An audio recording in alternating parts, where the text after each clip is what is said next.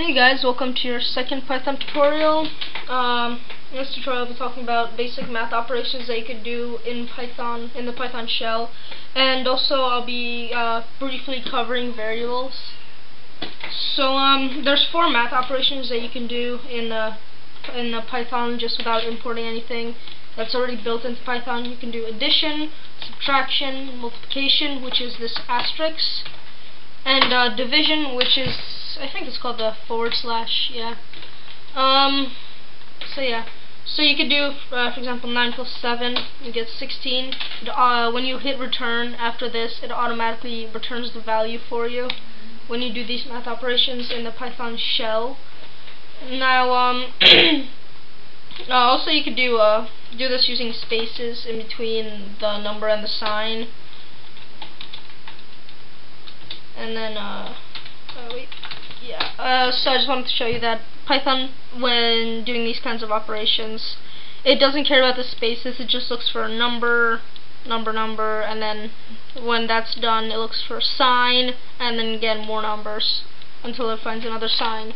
So as you can see right there, you can also add decimals. For example, 9.6 plus 2, and even if, for example, if you add something with a decimal in the Python shell, it automatically will return a decimal for you, even if, for example, you do 2.5 plus 2.5.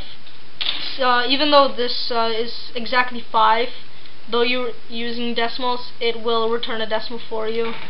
So you can subtract, which is 0. Yeah, sorry, that was bad. 1. You can multiply, and you can divide. And yes, this is a good point. When you get this long, awkward decimal, which, trust me, this will go on even further, but Python in the shell doesn't record anything past, I don't know what is this, like 15 or 12 decimals, maybe 13. So yeah, when you're actually building some sort of application, you can later specify whether you want this, for example, to round to the first decimal, or round to the however many decimal, or just show up to that decimal, or round up or round down, or just keep it the way it is. So yeah. Now just to briefly go over variables. A variable is something that how to say this? It is a letter or a word that you can store a value in it. So this is useful because the value of a variable can be changed later. For example, that's what allows a lot of software to be, or applications to be able to be, for values to be able to be inputted by the user, so that the application is unique for each person. It's not, for example, always adding 2 plus 3. It's adding 2 different numbers that the person wants it to add. I guess that's my explanation of it.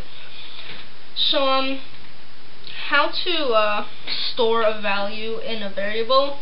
You type in the variable you want it to be called. For example, here you could call it x, and then equal sign, and say you want x to equal 3. Okay. So when we were doing these operations up here, it was it was returning a value always. When in the Python shell, which again does not write actual applications, it just allows you to test lines of code. When you store a value in it, it doesn't return any value. When you store a value in a variable, it doesn't return anything. It just goes on to the next line. So now you can do, for example, 4 plus x.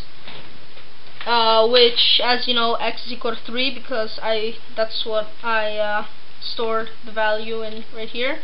So I should get 7, and there you go. I get 7 right there.